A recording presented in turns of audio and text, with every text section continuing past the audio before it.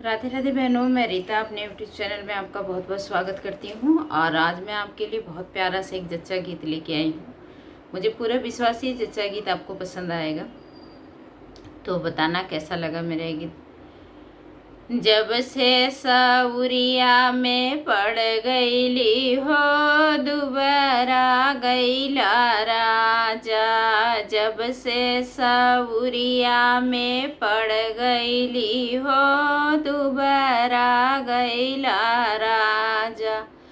कह तू त ये धनयम्मा बोलाइते, कह तू त ये धन अम्मा बोलाइते। बसे करा मत बोला जिनका हो, दुबारा जइबा राजा।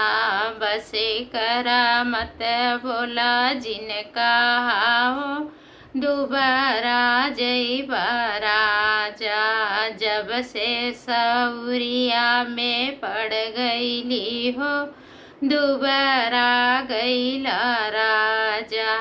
कह तू त ये धन सासू बोलाइते, कह तू त ये धन सासू बोलाइते।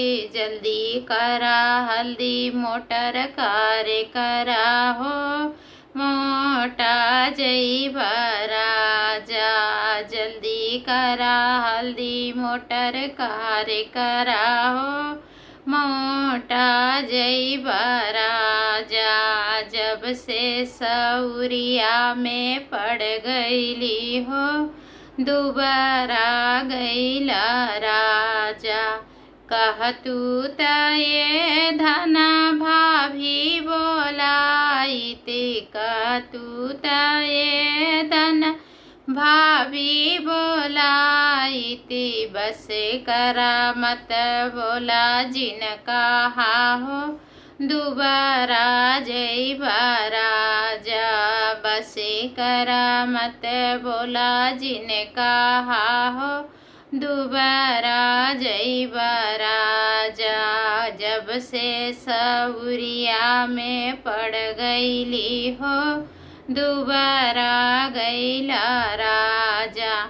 कह तू त ये धन सरहज बोलाइते, कह तू त ये धन सरहज बोलाइते। जल्दी करा हल्दी मोटर कार्य करा हो, मोटा जइबा राजा। जल्दी करा हल्दी मोटर कार्य करा हो, मोटा जइबा राजा। जब से सउरिया में पड़ गईली हो, दुबारा गईला राजा। कह तू त ये धन बहिनी बोलाइते, कह तू त ये धन बहिनी बोलाइते। बसे करा मत बोला जिनका हो, दुबारा जइबा राजा।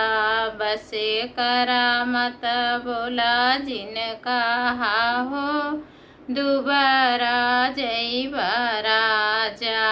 जब से सउरिया में पड़ गईली हो, दुबारा गईला राजा। कह तू त ये धन साली बोलाइते, कह तू त ये धन साली बोलाइते। जल्दी करा हल्दी मोटर कार्य करा हो, मोटा जइबा राजा। जल्दी करा हल्दी मोटर कार्य करा हो, मोटा जइबा राजा। जब से सउरिया में पड़ गईली हो, दुबारा गईला राजा। कैसा लगा मेरे ये गीत बहन, ज़रूर कमेंट करना। आप लोगों के कमेंट का मुझे बहुत इंतज़ार रहता है।